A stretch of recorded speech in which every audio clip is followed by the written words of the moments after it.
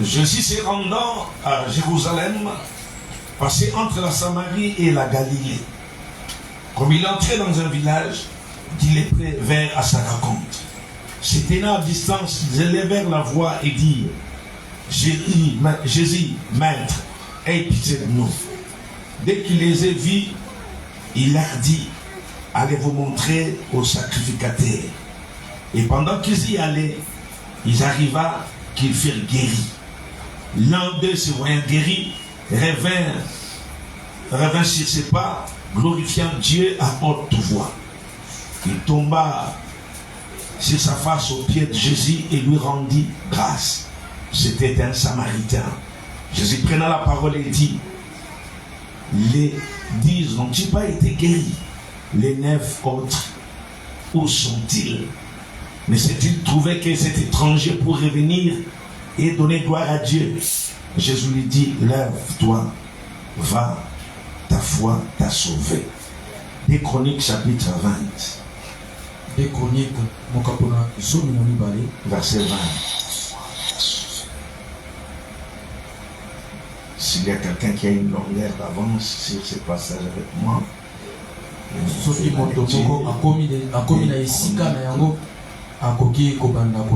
chapitre 20, verset 20. Les lendemain, ils se mirent en marche, le grand matin pour le désert de Tekoa.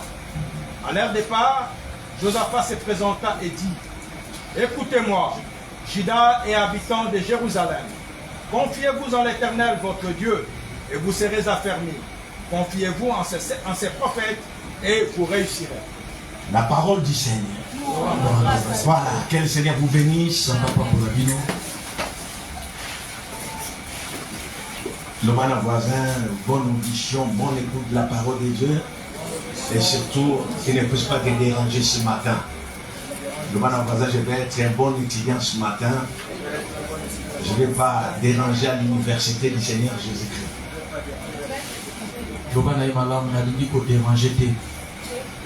Amen. Nous sommes presque, je crois, à 7 jours pour finir l'année. Demain,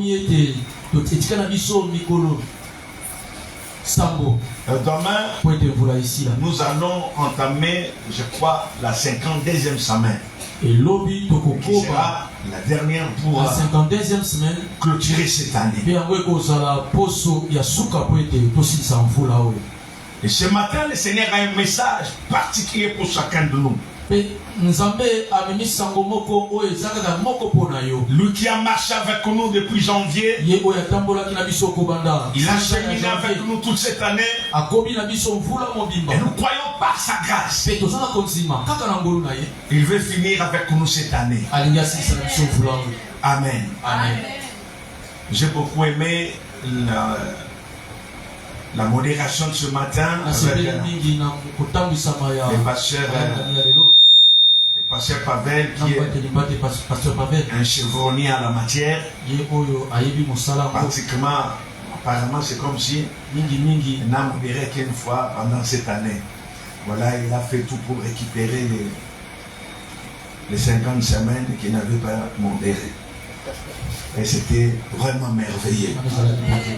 Et une bénédiction particulière à notre groupe pour l'adoration, la louange de ce matin. La reconnaissance à Dieu et à ses serviteurs.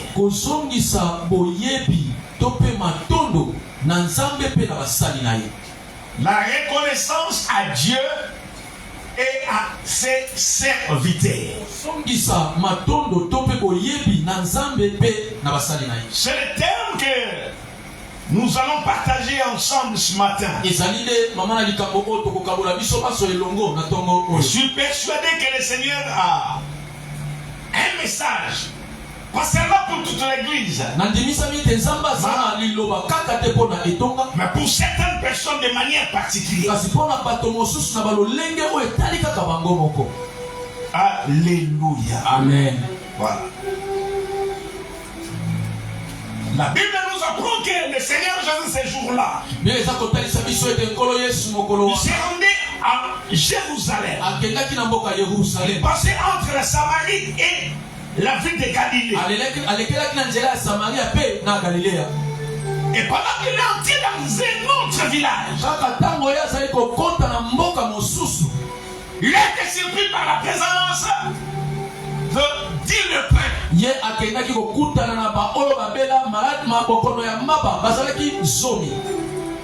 lépreux. À sa rencontre. Écoutez de manière résumée. Toute personne en Israël, il souffrait de la lèpre, était considéré comme étant impur. Il ne pouvait pas se mettre ensemble avec d'autres personnes. Quelque chose qui est touché par un lépreux. À votre tour, si vous venez toucher la chose, vous également vous êtes contaminé par la lèpre. Vous également vous êtes déclaré impur. Allez vérifier dans Lévitique le chapitre 13. Vous verrez ce choses. Vous verrez la loi sur les impuretés. Même en Israël à l'époque, qui était pendant la période menstruelle, si elle couchait sur un lit, les lits également étaient déclarés impurs. Tout ce qui a touché également était impur. Vous savez, lorsque nous sommes convertis, j'avais un frère, le frère Jean-Pierre Dissengunka. Il était tellement extrémiste avec ces histoires. Quand il venait quelque part, il avait même cette audace de poser la question à la sœur. Qui a préparé la nourriture? Est-ce que tu es dans cette période-là? Si la sœur est dans la période mensuelle, il va refuser même de manger. Alléluia. Voilà la loi. La loi est tellement dure. Mais quelque part, c'était l'ignorance. Car lorsque le Seigneur Jésus est venu, il est venu pas pouvoir abolir la loi. Alléluia. Amen. Mais pour pouvoir l'accomplir. Alléluia. Amen. Je suis en train de nous rappeler. Que la situation de ce qu'il est prêt. Marginalisé dans la société. Il ne pouvait toucher rien. Il ne pouvait même pas se mettre ensemble avec d'autres personnes. Une preuve même dans notre vie de Kinshasa. Là où on les place. Et le prêtre devrait rester en dehors de la vie. Bato ya maba bakoya kozala libanda ya capital bakosika na bato. Amen. Amen. Comment tu te bavandaka? Bomoni mala bisika batia bango. Weba pitala ya mama côté ya la l'église. Côté balé. De bozaka kakabati. De zaka côté Mutela mai hôpital de la rive. Hôpital de la rive. Voilà. C'est une preuve que ce sont des gens marginalisés dans la société. Les gens rejetés dans la société. Alléluia. Amen. Ces jours-là, ils arrivaient auprès de Jésus. Et la Bible précise, ils se tenaient à distance. À distance. Reconnaissant leur état. Reconnaissant leur statut. Reconnaissant comment ils étaient condamnés dans la société. Ils se tenaient à distance. Mais c'est que j'ai beaucoup aimé. Malgré qu'ils étaient à distance devant le Seigneur. Alléluia. Amen. Cette distance-là ne les a pas empêchés de crier à l'éternel. Ne les a pas empêchés de dire quelque chose à l'éternel. Alléluia. Ils crièrent à l'éternel. Hey, maître, maître. Hey, pitié de nous. La distance ne les a pas empêchés d'être écoutés par les Seigneurs. Je vois moi une personne ce matin. Si tu es dans une telle condamnation, on t'a condamné de t'approcher au Seigneur. Nous déclarons ce matin que cette loi, elle a été abolie. Et elle tombe ce matin au nom de Jésus. Tu as une loi qui t'empêchait d'être par les Seigneurs. Je dis à une personne, ce jour-là, à sa mort, lorsqu'il se cria, Père, tout est accompli. Le bois du temple s'était déchiré en peu.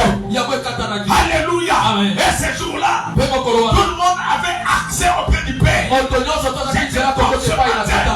importe ton état, peu importe ta situation, peu importe même ton état physique, croyez ce matin, tu as accès auprès du Seigneur. Tu as accès dans la présence de Dieu.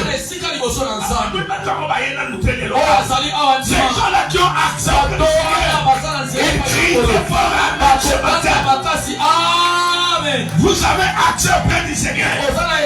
Rien ne peut vous empêcher. Aucune loi ne peut vous empêcher. Aucune loi de famille ne peut t'arrêter. Aucune loi du pays ne peut t'arrêter. Alléluia. Avec ta bouche, le Seigneur va t'écouter. Avec ton cœur là, le Seigneur va t'exaucer. Maître, aie pitié de nous. J'écris là. J'aimerais nous informer. C'est également une forme de prière.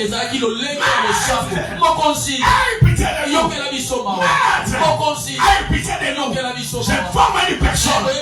Dieu attend toujours les cris de Jésus. Lorsque Jésus s'écrit, Dieu l'attend. Lorsque Jésus s'écrit, Dieu l'exauce. Je prie ce matin que l'Éternel exauce un juste dans cette église. Attends le cri d'une personne ce matin, le cri d'un papa ce matin, le cri d'une maman ce matin, le cri d'un jeune frère, le cri d'une jeune sœur. L'Éternel attend vos cris. Je déclare sur le nom de Jésus. Lorsque Jésus s'écrie, l'Éternel attend. Maman, tomba les noms zamba yokayo. Papa tomba les noms zamba yokayo. Amen.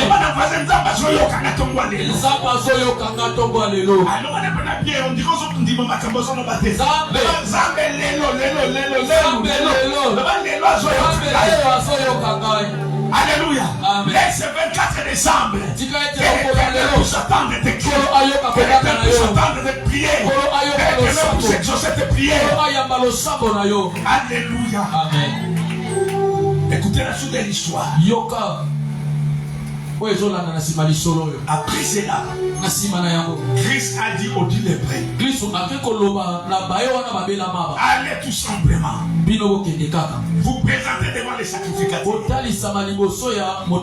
Les sacrificateurs à l'époque jouaient un rôle important. Les sacrificateurs testaient alors la guérison dans le corps malade. Et voilà qu'il partait. Pendant qu'il se dirigeait vers les sacrificateurs, avant même qu'ils arrivent vers les sacrificateurs, ils étaient guéris miraculeusement. Je me tiens ce matin comme étant votre père spirituel avant la fin de ce culte. Pendant que nous proclamons la parole, quelque chose de surnaturel puisse loger votre corps. Je dis bien, plus loger votre corps. Si vous êtes malade, vous allez constater dans les minutes qui suivent, dans les minutes qui suivent, la guérison dans votre corps. Oh, je l'ai dit avant que votre père spirituel, il y a quelque chose de surnaturel. C'est pas dans votre corps. Il y a quelque chose d'inattendu. C'est pas dans votre corps. Vous êtes réveillé avec des malaises. Vous êtes réveillé avec des courbatures. Le talent que je proclame cette parole. Quelque chose de surnaturel. Quelque chose de glorieux. Se manifeste dans votre corps. Se manifeste dans votre vie. Je dis encore, si vous êtes malade, que vous soyez guéris. Si vous avez tant souffert pendant le mois de janvier, mais aujourd'hui, avant qu'on arrive à la fin, que la guérison devienne votre partage. Que le miracle de guérison puisse nous saisir ce matin. Je le dis au nom de Jésus. Si quelqu'un voit cette parole, il crie très fort, amen, amen, amen.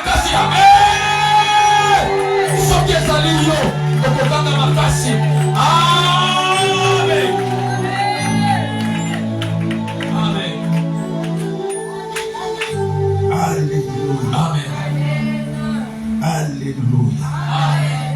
Voilà. Dieu est Dieu. Et il ne fait pas des choses comme les humains. Nous avons tous lu. Dans ce même passage, mon auteur, Christ ne les avait pas imposé les mains. Alléluia. Amen. Tout ce que l'air avait recommandé, c'est d'aller vers le sacrificateur. J'ai compris quelque chose. La parole du maître, la parole du roi, elle est puissante. La parole du Seigneur, elle est une parole créatrice. La Bible dit au commencement, alléluia, toute chose a été créée par la parole. Rien de ce qui existe n'est créé sans la parole. Voilà, bien écoutez ce matin. Faites attention avec la parole de Christ. Faites attention avec la parole des hommes de Dieu. Et non, je peux déclarer maintenant, si vous voyez cette parole, vous verrez cette parole s'accomplir dans votre vie. Je compte à la Bible. Pierre et Jean devant les paralytiques. Alléluia. Alléluia. Ils n'ont pas fourni quand même des efforts. Ils ont des paralytiques. Alléluia. Je n'ai ni or, ni argent. Mais ce que j'ai, c'est la parole. Ce que j'ai, c'est la parole. Ce que j'ai, c'est Jésus-Christ. Car Jésus, c'est la parole. Ce que j'ai, je te le donne. Au nom de Jésus, lève-toi et marche. La parole est puissante. La parole, elle est créative. La parole est capable de tout ça. La parole appelle à l'existence des choses que ne peuvent pas. Nous prions ce matin de quelque chose qui n'existe pas dans ton corps. Que cela commence à exister. eloko oyo ezalaki te na nzoto na yo oyo ezangaki na nzela na liloba yango ebanda koswama na nzoto na yo. J'ai dit que cela commence à exister. Na lobi yango ebanda kopika. Alléluia. Amen. Même s'il y avait un problème, atako ezalaki na likambo soutien ni trop. balongolaka yo nous déclarons qu'il n'autre trompe et te trompe mosusu à ton corps. et portama. J'ai dit qu'elle na laisse nzoto na ton yo corps. alobi ete embonda na nzoto na yo na olenge ya molimo. Si tu avais perdu un organe quelconque, soki obungisaki c'est mon Dieu. nalobi na nzambe Et ce dimanche, eyenga et oyo ce témoignage ezala pour litako la vie de tes enfants, mpona bombo ya pour mwana na la yo vie de ma chair, mpona bombo ya ndeko pour la mosi vie de mon frère. mpona bombo ya Je ndeko mobali déclare et je prophétise natatoli que quelque chose qui n'existait pas eloko moko ebandaki kozala te qu'elle commence à exister. ebanda kozwama Qu'elle commence à exister. ebanda kozwama to ebanda kobika J'ai dit qu'elle commence à exister. nalobi ebanda kobika Je termine encore qu'elle commence à exister. nasuki esisi koloba ete ebanda kobika na nzoto na yo. L'église était guérie. zomi oyo ya bato ya maba bapikaki. C'est là où nous allons finir notre sermon de ce matin. Bisika wapi tokosukisa mateya na biso ya tongwa lelo. Les dix ont remarqué bato yo zomi babeli oyo bamonaki na nzoto na bango que la guérison avait pris corps. ete lobiko elataki nzoto. Ils ont remarqué bamoni malamu qu'ils sont réellement guéris. ete bango solo babiki. Le problème maintenant, likambo eza c'est après la guérison. nsima ya lobiko Que faire? tosala nini? Voilà. Jésus a été étonné yesu akamwaki de voir que parmi les 10, komona ete kati na bato wana zomi un seul, moko kaka nde c'est au verset 15, eza na molongo ya zomi na mitano. un seul kaka moko na kati ya baye wana zomi est rentré vers Jésus. azongaki epai na Il yesu s'est prosterné vers Jésus. ake kogumbama liboso na yesu Il a commencé à rendre grâce au Seigneur abandi kotonda nzambe botondi pour ce que Jésus a fait dans sa vie. mpona oyo yesu asalaki na bomoi na ye. Jésus a remarqué yesu amonaki la personne qui est rentrée moto oyo azongelaki ye était un étranger. azalaki nde mopaya. Et il s'est posé la question. abitunaki motu Elle est 9 ans. kasi baoyo bato basali bakeli wapi? Ils sont passés par où? balekeli nzela nini? L'église, écoutez. etongo na nzambe yoka. C'est un message interpellateur ezali mateya oyo eza kobenga moko na moko na biso pour tout enfant de Dieu. mpona mwana nyonso ya nzambe. La reconnaissance envers Dieu. koyeba oyo bolamu na nzambe. La reconnaissance envers ses serviteurs. koyeba oyo ya malamu epai ya basali na nzambe. C'est ce qui manque yango nde ezangaka biso dans plusieurs parmi nous. na kati na biso. Nous ne sommes pas reconnaissants toza na boyebi lisusu envers les bontés de Dieu. na bolamu na nzambe. Les gens s'approchent du Seigneur bato bazopusana liboso na mokonzi lorsqu'ils sont malades. ntango baza na bokono. Seigneur, kolo guéris-moi. likisanga.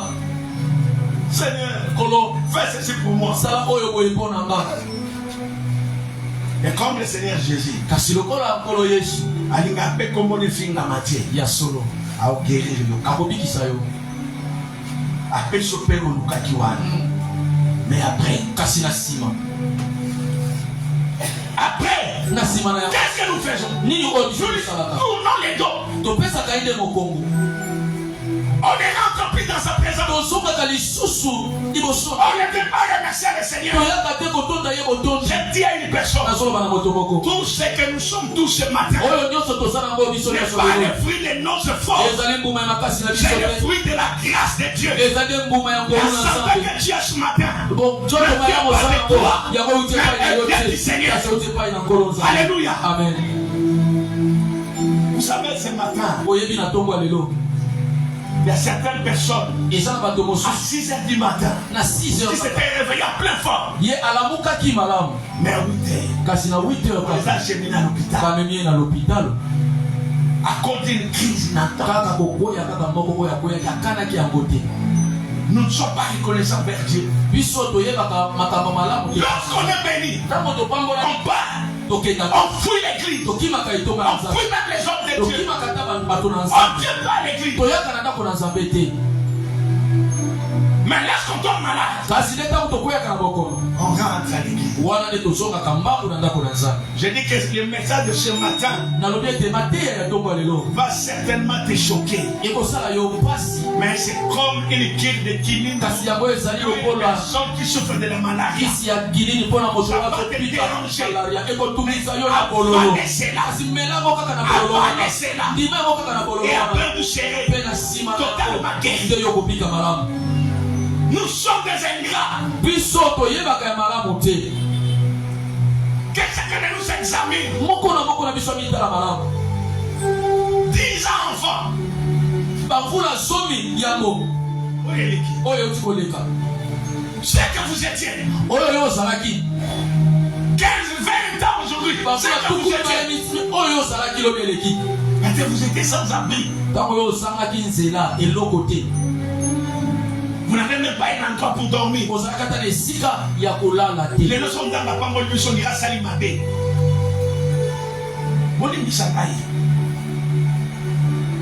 Quand Dieu nous bénit aujourd'hui, c'est comme si la main agit. Quand vous dites Seigneur, bénis-moi, bénis-moi, Dieu va te bénir.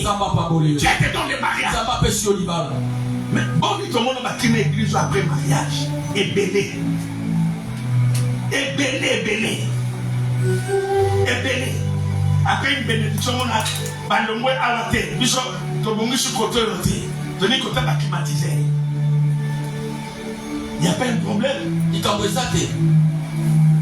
Nous n'avons pas un problème avec les climatiseurs. Nous venons chercher le Seigneur Jésus-Christ. Nous venons proclamer le Seigneur Jésus-Christ. Non, pour la question de la lutte pour ce mouvement. Ma béni nous ambassade la kate ma bambo la kabiso. Ma béni izawapi. On a vu des gens qui sont arrivés ici mourants. Et par la grâce de Dieu, nous avons fait un effort. Ce n'est pas des déboursés. Certaines sont provenant de nos poches à nous, pas de l'église. Les amener à l'hôpital. C'est comme subir des opérations avec l'argent des fonds de l'église. De l'argent de nos poches là. Il faut guérir. Alléluia. Où sont les 9 autres? Je vois ce matin. Je peux peut-être me retrouver parmi les 9 là.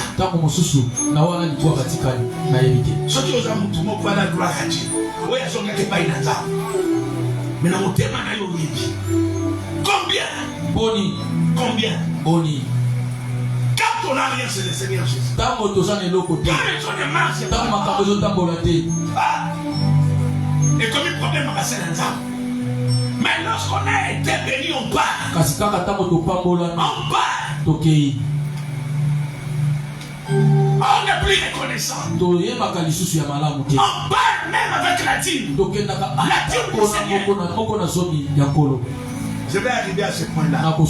Ça fait très mal ce matin. Mais pour votre guérison, j'attends qu'à te dire amen. Nous avons le Seigneur déjà dans le tout amen. Je dis même au lobby, tu es dans le camp. Tu es dans le kitchen. Tu es dans le kitchen, tu es dans le 4 heures. Tu es dans le Seigneur. Et Seigneur, moi n'engage, moi n'engage, moi n'engage. Moi n'engage, moi n'engage. Je vais me mettre comme tout ça matin. La divinité manaba. Où sont les neufs? Les neufs sont les ingrats. Les neufs sont ces gens-là qui sont en train de saper à la grâce de Dieu. Je peu importe les biceps. Il y a même comme même la vite. Amen. C'est mon docteur. Il gère les malades. Non, les biceps, c'est ma couffe. Surtout la militaire.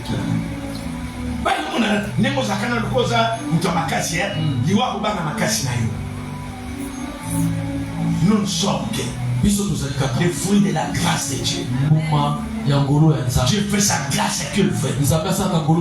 Il accorde sa miséricorde à qui il fait. Ce matin, le Seigneur est en train de nous interpeller. Alléluia. Amen. Lorsqu'on a été visité par Dieu, peu importe le miracle, la première des choses, c'est de rentrer auprès de l'Éternel. La première des choses, c'est de rester dans la présence de l'Éternel. ce que nous faisons. Quand vous arrivez à cette église le mardi, le vendredi, on ne peut pas imaginer qu'il y a des grandes personnes dans cette église. Les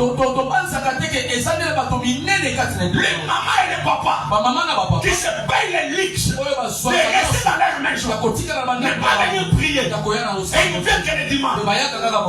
Je dis ce matin, là vous êtes un mauvais exemple pour vos enfants.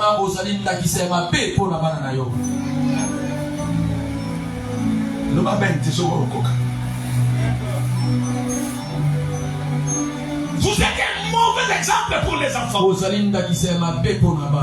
Papa est mauvais église, maman est église. Aujourd'hui, na moi ne codine. Quelle est la raison à tourner sur la terre qui n'y a rien de ça? Et tu es fier. Et après, tu vas rentrer. J'ai prié là-bas. J'ai fait 2 mois, 3 mois. Dans ce monde, est de l'autre côté. Aux hommes, on est de l'autre côté à cause de la mauvaise conduite. À cause de la mauvaise marche. Alléluia. Amen. Mon épouse qui est là, elle vendait même les dimanches. Les dimanches à culte. Pendant que nous on se préparait pour venir à l'église, on s'apprêtait pour venir à l'église, elle était à Gambela. Moi, si je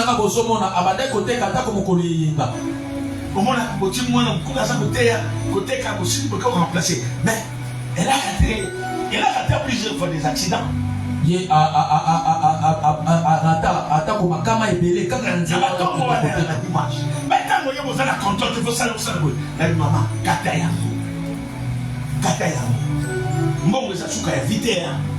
Tu peux en avoir. Amen. Amen. Amen. Il y a ces questions de discipline. Mais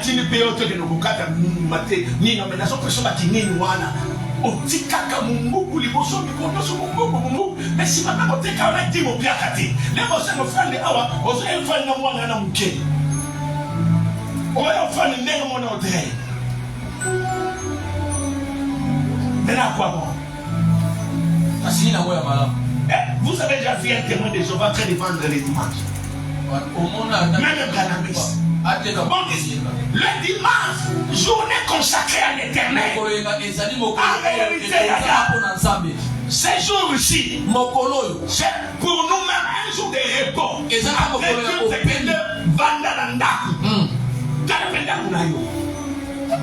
On va parler avec un monsieur. Il y a un monsieur qui a été nommé premier ministre. Il s'est rendu compte. 6 mois après, malgré son poste là, mais il a vu son foyer se déstabiliser. Bien qu'étant premier ministre, et un jour bonnement, il vient déposer sa démission. Pourquoi tu as fait ça? Depuis que Nabandi Kosa Moussala Oyo, Namoni n'a occupé sous famille Nangati, premier ministre. Boumé c'était chef Yabanabanati. Parce que c'est quelqu'un qui connaît l'importance de la famille. On est prêt à tout sacrifier. On peut même annuler un rendez-vous avec le Seigneur. À cause de l'argent. À cause peut-être des choses futiles. Bien aimé. Qu'est-ce que vous gagnez après? La parole va te déranger ce matin. Qu'est-ce que vous allez gagner après?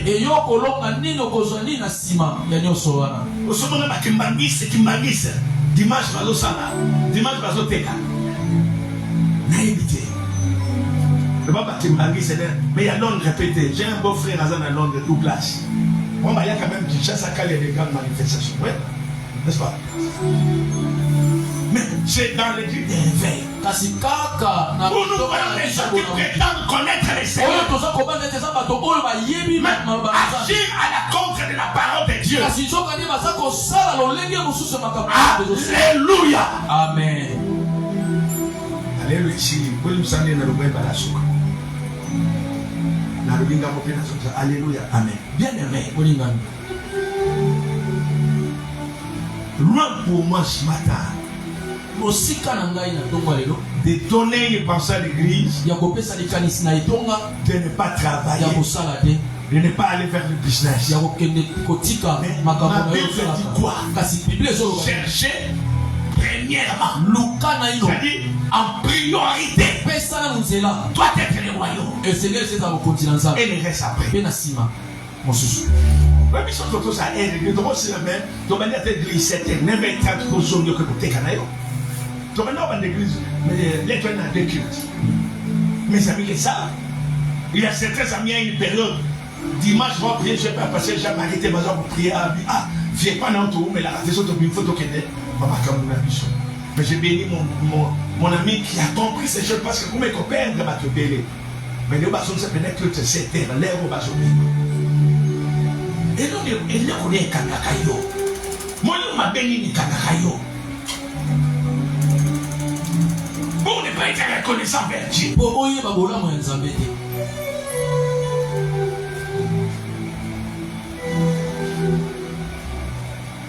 Écoutez ce qu'il est écrit là-bas. Et que servira-t-il à un homme d'égarer tout le monde s'il perdait son âme?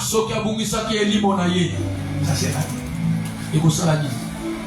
Yaya, la vie elle est tellement fragile.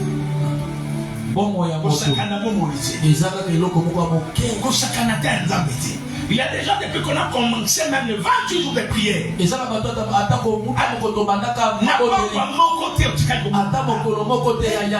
te gênes pas. On dit que c'est l'église. L'église est Nicolas.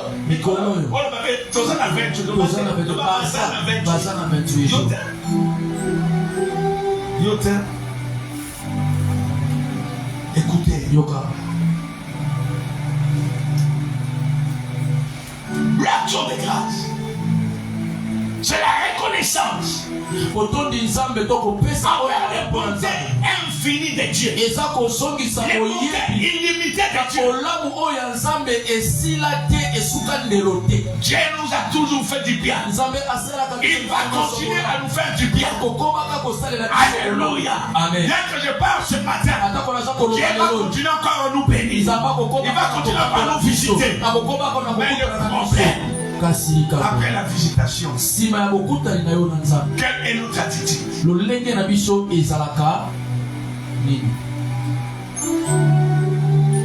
Nous devons être reconnaissants envers également les serviteurs de Dieu. Hébreux chapitre 13.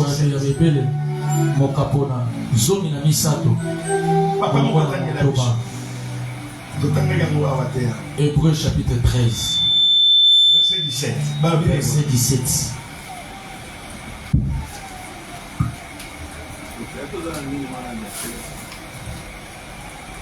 Papa Dan, Hébreux chapitre 13. Verset 17. Papa Dan. Obéissez à vos conducteurs. Ayez pour eux de la déférence. Car ils veillent sur vos âmes. Comme devant à rendre compte. Il a soit ainsi. Afin qu'il les fasse avec joie. Et non en gémissant. Ce qui ne vous serait d'aucun avantage. Voilà. C'est quand même un grand regret qu'on a à l'église. On a des enfants qui n'obéissent pas les conducteurs. Amen. Amen. 2 jours ici, au Nicolo, dimanche, je crois. J'ai appelé un papa. Bonjour, bonjour. Comment tu viens par la prière? Nakoya. Pour moi, tu as le côté ton de bras de bras. Au bas, tu as le lobby. l'autre bien dans le comité. Mais il a passé, au moins nous trouvons un ndaku baye bibi no mwana. Mwana bungi banda celui avant midi. 2 jours, hein? 2 jours. Baké na mwana côté yebanité. Vous voyez que mwana à laquelle âge papa la bande. 6 mois. Baké n'est pas yebanité. Bah aux hommes ça mwana va retrouver les personnes 2 jours après. Mais le parent trouve cette situation normale. Bah oui, parce que l'enfant, il ne savent pas. J'ai appelé. Aïe papa, maman. En tout cas, bien aimé, ne vous moquez pas de nous. Nous sommes les serviteurs de Dieu, mais tout ça, je suis en train de briser mes mots. Et demain, quand la situation va s'empirer, ça sera l'église. Ça sera l'église. On manque ça. On n'a pas l'hôpital. On n'a pas l'argent. On n'a pas. C'est ce qui est résultat. Nous sommes appelés à avoir du respect envers celles qui nous dirigent. Pourquoi? Le Seigneur Jésus, sa présence physique maintenant est une irrégularité. C'est quelqu'un qui dit dans l'église avandi à offrande, avandi à communion, azando kimukanukuta. Sa présence physique maintenant est une irrégularité. Mais Dieu maintenant, il a placé ses hommes. Il a établi ses hommes. Il a établi ce serviteur en leur donnant le rôle de pouvoir battre les troupeaux. C'est serviteur-là que nous sommes. Alléluia. Amen. Mais aujourd'hui, on n'a même pas de respect envers ces hommes. On n'est même pas reconnaissant envers ces hommes.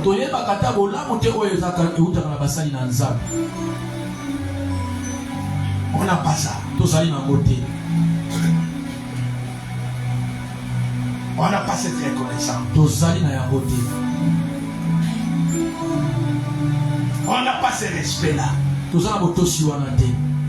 Je mérite de dire ce matin. Ce que banga kabakamina yote, les achats, c'est que banga kabenzameti. Ça c'est la conclusion. De la manière que tu traites avec légèreté, le pasteur, les hommes de Dieu, qui vous dit, vous aurez également des problèmes demain.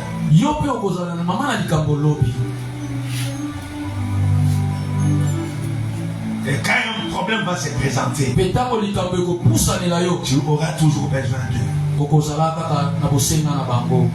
Ah, pasteur Pavé.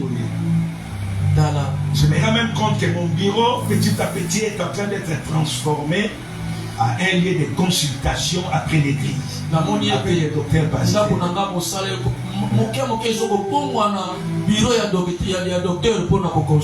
Je vais prendre des décisions également sur ça.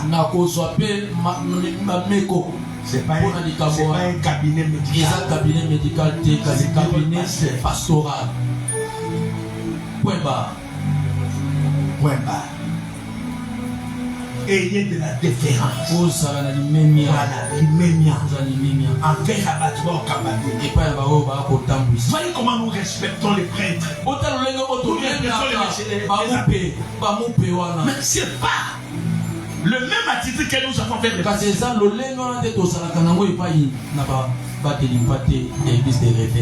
Voilà. Et c'est un peu partout dans les églises des réveils. Un pasteur est respecté.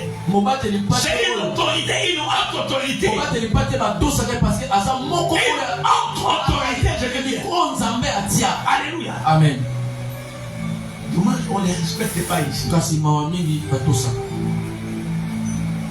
Surtout ceux qui sont sur la naïe, Vous allez foufou sur toi, si comme encore, bon, ça le moyen n'est sili. Faites attention. Keba, sala keba. Attention à la lèpre. Sala keba na maba. Attention. Keba. Ne désacralisez pas ce qui est sacré.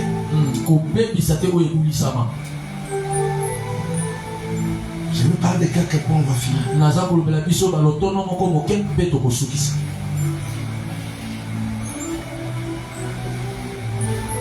Comment?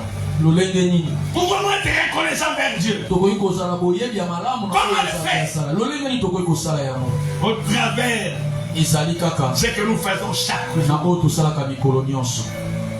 Nos louanges et adorations. Un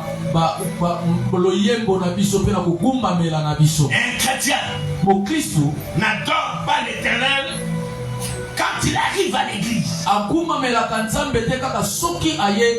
Mais c'est un exercice quotidien. C'est la aussi à la maison.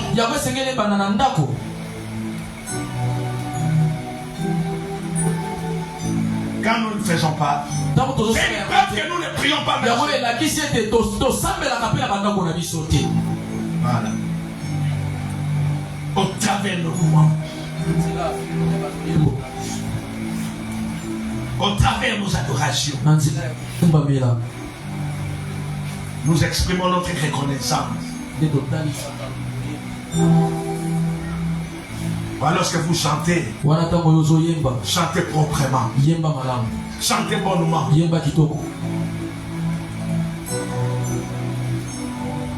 Un adage dit que celui qui chante bien, il prie doublement. C'est pas un verset que moi j'ai découvert dans la Bible.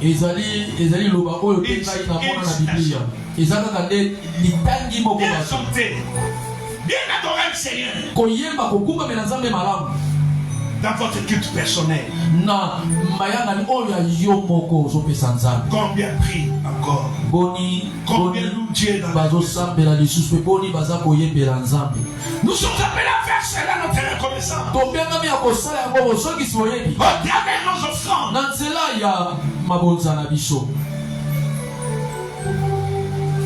Bien aimé, faites attention. Lorsque vous offrez à Dieu, la Bible dit, offrez à Dieu de manière à être agréé. N'amenez pas auprès de Dieu une bête chétive. Non. Ce sont les offrandes que nous apportons à Dieu.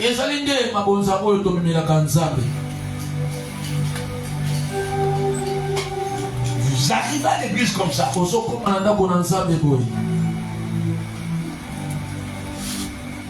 votre sac, vous avez 50 000 francs, 100 000 francs. Même des Kinshasa, ce qui est vrai, j'ai remarqué après un temps. Moutinho Satamboula, Kinshasa, Atamboulaka, Nambongo Nibali, Azanatola, Nabafran, Nayaba, tout est TV Kakenodi. Même de nous, ça va gagner pour le nom, vous avez combien? Bah dollars, rien comme 70. Afin combien? 200 000. C'est-à-dire, n'est même vous avoir. Vous avez besoin de ma franc, n'a pas dollars dans sac. Mais quand il va s'agir de donner à Dieu, on cherche des miettes.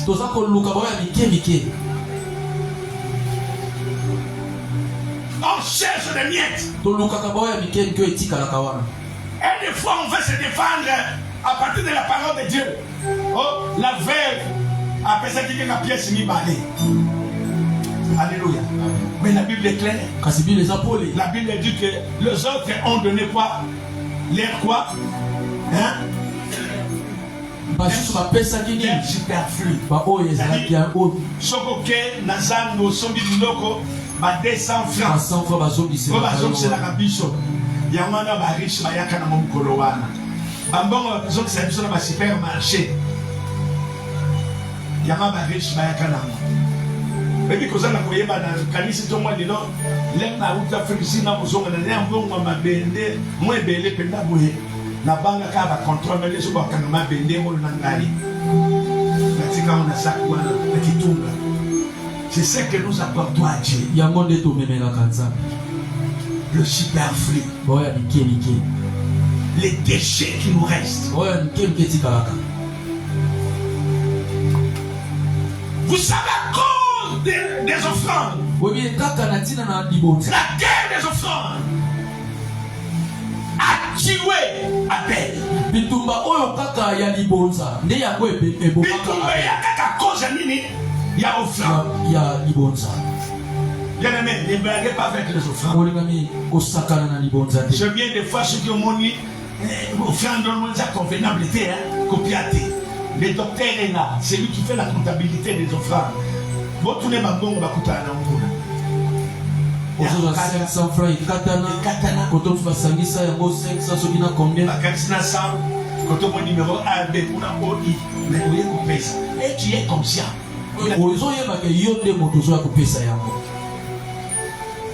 Celui qui commet de telles choses se soumet à la malédiction. Notre marque de reconnaissance avec les offrandes. Tout ce que nous avons, nous les recevons de Dieu. Alléluia. Amen. Et de quoi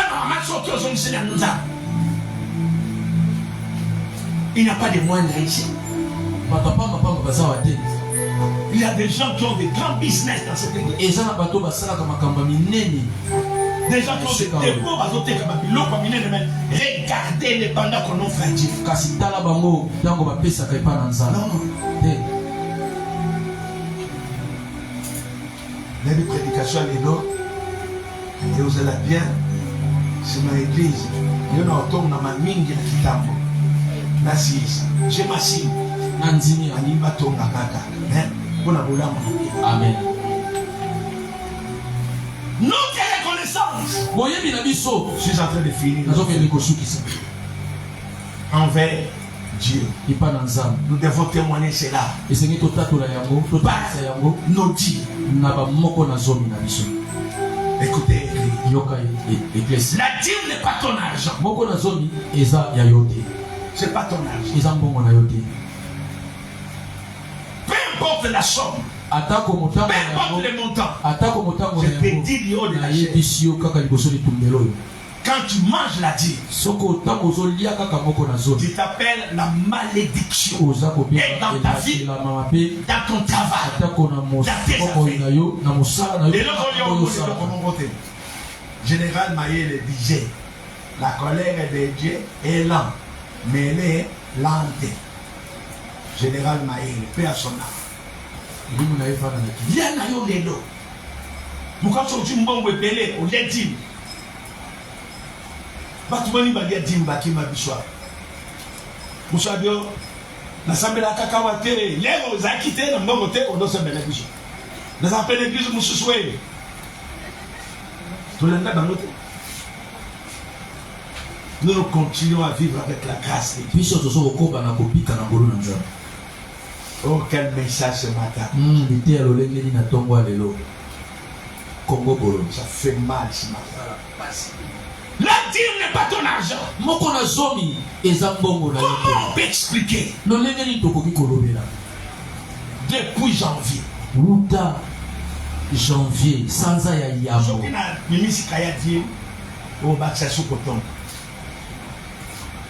depuis janvier.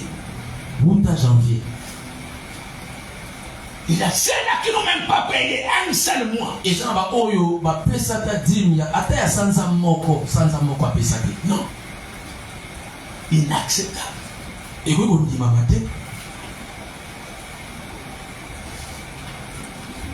Un matin, tu vas te réveiller. Le Seigneur va souffler sur tes biens. Tout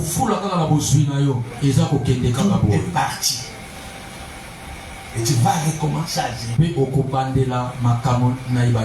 J'aime beaucoup notre président. Dans ce discours, il dit quoi? Préservons les acquis. T'es haut déjà tout du monde. Le président nous bomba na nos anango. Pour nous perdre. Je disais le vendredi, toute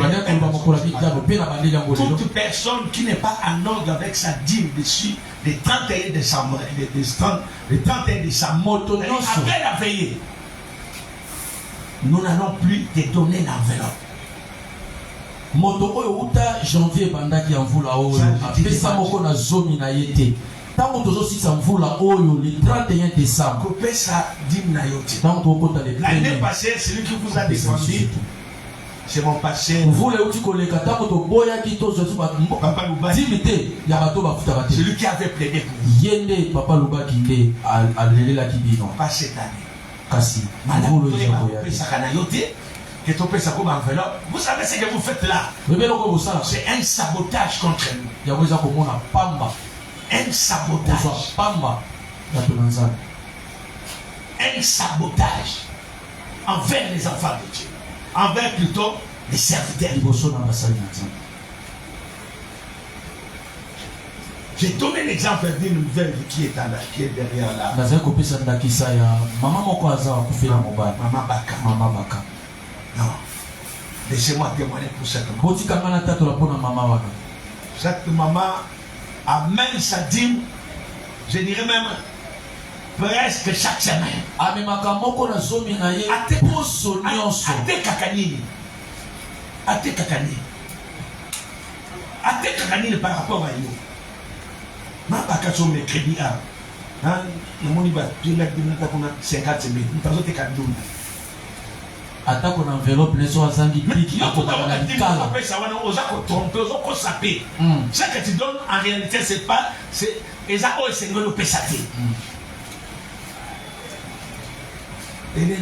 ye aza wana akufela mobali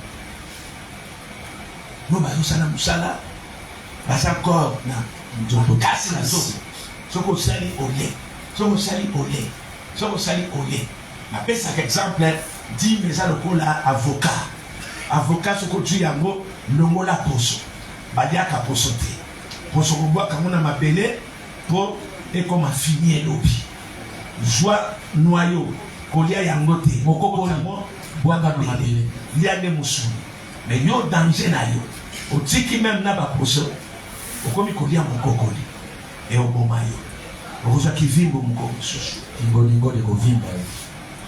Je suis tellement sérieux ce matin. La Bible dit le salaire biblia eza koloba ete des lifuti ouvriers qui travaillent chez vous. oyo ya bato baosala epai na Crie l'évangile. ekangaka liboso na nzambe Vous détenez injustement oza kokanga les na salaires. ndenge ya mabe lifuti ya basali na nzambe. Et il y a un papa chez le pasteur, mon petit Kaba. Chaque dimanche, il dit sur l'église mon bimba. Et puis ça dit que il y a ça chaque dimanche. Papa Crispin. Il a une pharmacie chaque dimanche.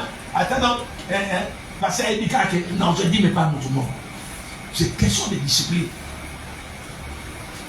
Quand tu as vu le coso, il va aller enrichir. Mais cela va t'appauvrir demain. yango ekokomisa yo kobola lobi Cela va t'appauvrir. yango ekokomisa yo Nous arrivons à la fin de l'année. tokomi na suka ya Mais mvula nous voulons la finir kasi tolingi tosukisa dans yango la droiture. tozala yango na nzela ya malamu Dans la droiture. na nzela ya malamu. Badi mon père, ça veut dire, badi, mais c'est moi le père, ça vient de l'église. La béton solo, moi, on a prié avec une maman. Dieu l'a visité. Elle dit, maman, passée, Moukoyo Kanana Koufi. Ce qu'on continue, yo ya kambango, tombo la kaleson, na dollar na kaleson.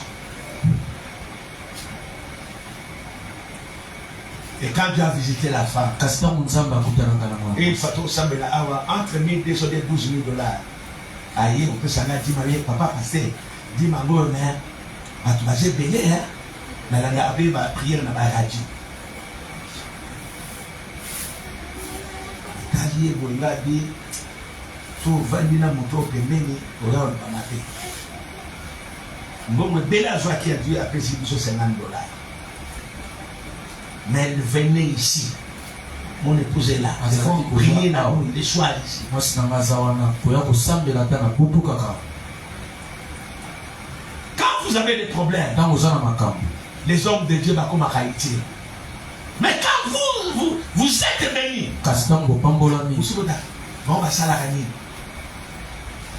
Si on a toujours pas question aux hommes qui banga kanza, na 3h du matin, yo zaki akula mukobia kolala, ozaki ona mukakosamba yo. Kobanga ngati. So banga kanza de tombola lobo. Yo na buto lenga yo sambela yo zaki akula. Tout ça là est long. Écoutez, Yoka, nous devons être reconnaissants envers les hommes de Dieu. Nous devons être reconnaissants envers Dieu. La Bible dit, dans des Chroniques 20, confiez-vous à l'Éternel. Vous serez bénis. Amen. Amen. Amen. Amen. Confiez-vous à l'Éternel. Vous serez affermis. Lorsque vous confiez à l'Éternel, l'Éternel va affermir votre foi. Vous serez affermis. Mais la suite, on nous dit à ses serviteurs, les prophètes, vous réussirez. C'est pas ma parole. Someone Cameroun s'appelle Yosote Ovipa Joana. On a séparé na côté tiens. Pourquoi le théâtre se confie pas inaba? Au katina yango. So kati papier. Nzama bomayo. Bomoter. Passer à bomayo. Nzama ko bomayo, passer à bomayo. Dieu sait pourquoi. Il a placé cet ordre-là. À l'Éternel. L'affermissement. Mais ses serviteurs qui les représentent, c'est la réussite. Si vous voulez réussir dans la vie, confiez-vous à l'Éternel. Confiez-vous à ses serviteurs.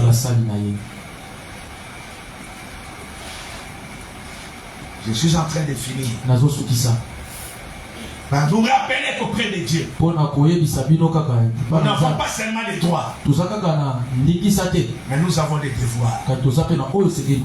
Amen. Amen. Payer la dîme, c'est un devoir pour nous. Si vous payez la dîme, le Seigneur va vous accompagner. J'ai un beau-frère qui est resté dans la fonction biblique, la fonction publique longtemps. Ce que j'appelle ici, ce monsieur est resté fidèle à ses dîmes. Quand bien même que les fonctionnaires touchaient 30 000 francs chaque mois, c'était la dîme en priorité. Et il payait ça.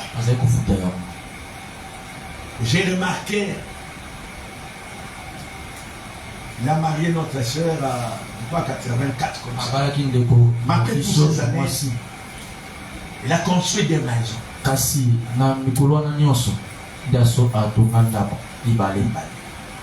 c'est terrible au matin.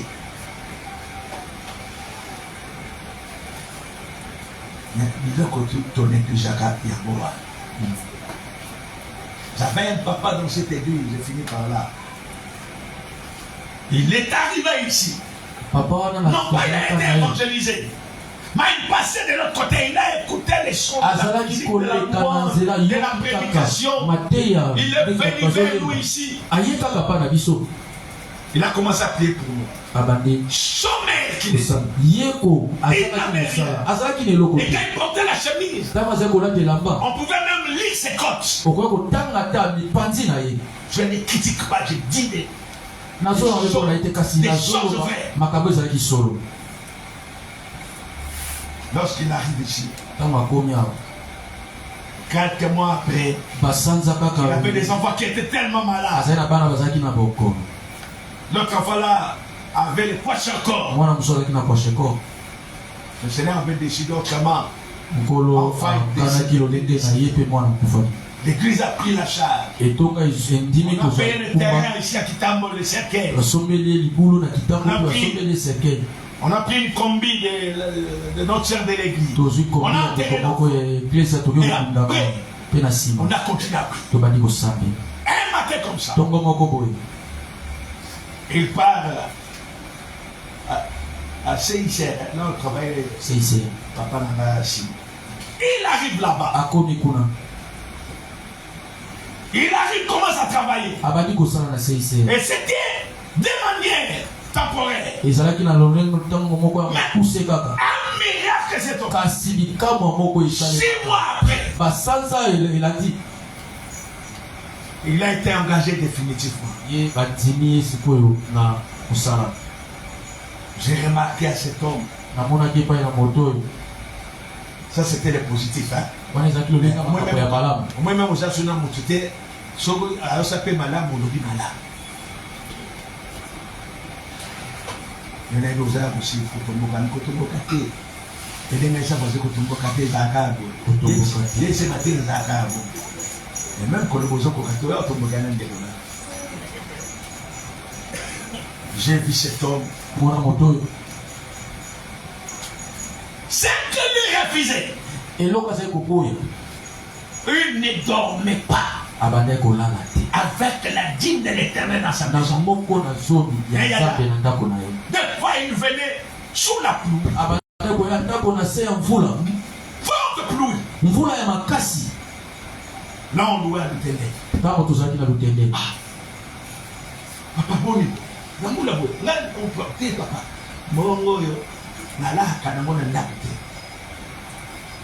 Et c'était comme ça. Je vis à cause de ces régularités. Mon papa Ndombela derrière connaît bien la comment Dieu était en train de bénir cet homme. Et il montait. On voit qu'il s'est acheté même une voiture. Mais son péché c'est quoi? Lorsqu'il a commencé à toucher l'argent, c'était maintenant l'orgueil. Il m'arrive un samedi ici. Et papa Luba que j'étais avec lui. D'ailleurs, il nettoyait les habits derrière. Papa Luba que papa n'a yaka makambomi et puis ma papa passait à l'obi ma yaka aux à la témoin. Ah ouais, pour vendre ah. Après il s'ouvre la moto. Il y a un peu ça dans la chose. Habit na yo kaka, na kaka bino. Même pas l'oso na yo kibino. Ça va na yo kinza bete. Même comme ni na. Abi, à côté de Bana et Nanda, peut pas tout ça qui est mora classé. Abi Banda Lero. Pasteur Jean, il a connu pasteur et l'église. Là, il a connu pasteur et la famille. La tête, il va des moutons, ils ont bien oublié cette idée. Et puis, la cohésion était, ma collègue qui n'a pas suivi, qui n'a commis déjà pasteur. Ma déviation.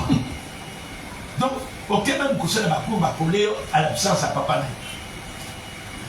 C'est ça, les réveils.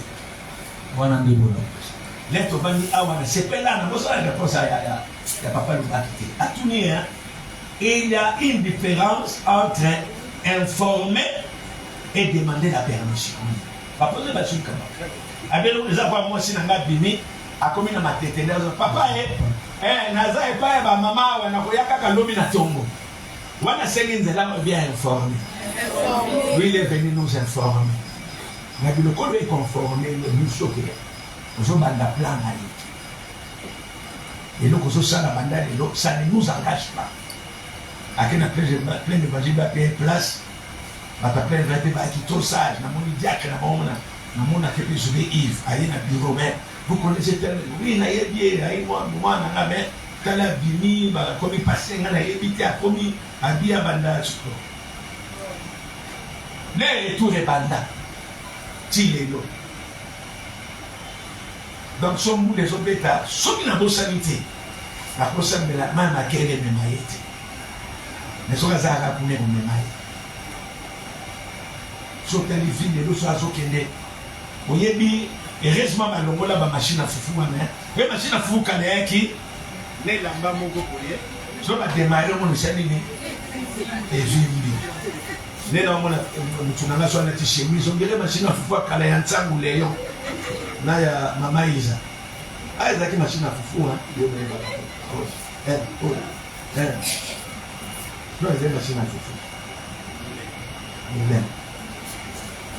Comment soit là, tu l'as moment là, à cause ça va bébé, à cause, qu'est-ce que ce qui est bien dans la bébé, pas comme ça la chemise à quel vous avez battu. Quand je les vois aujourd'hui, des fois on regrette, mais quelque part c'est la conséquence de la désobéissance. Prenez ces choses pour nous analyser. Mais l'aime sous temps, il y a pour regretter. Et aux angailles. L'immeuble va tourner, boyer. Net ces appelés, la bisouana, c'est qui 3 niveaux. Sur ma boukiango. Bah, on a même moyen, et on a peine même Nicoloanati. N'est pas au monde final. Bah, nous, on a ça, la salawana.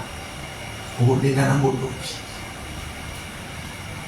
Chikanzambe apambo na yo et apambo na maloba oyo. Amen.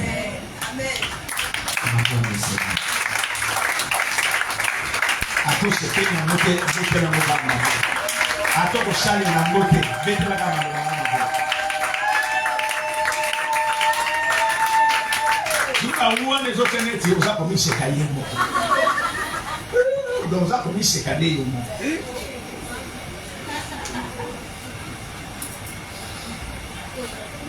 Le temps est arrivé. Rentrons tous sur les droits chaman. J'ai toujours dit, il y a des petites choses que nous négligeons, mais qui nous amènent à l'élévation. Tu as dit, Péroni, Touti. Nicolas m'a toujours dit, Koutambu, Natambola, Lukambo. Je vais dans mon voisine à ma mère, Kounabia. Bakwa famille frère Katani. Parce qu'on est là, c'est quoi? Pour vous méditer. C'est même l'équipe qui est belé, non, ma frère.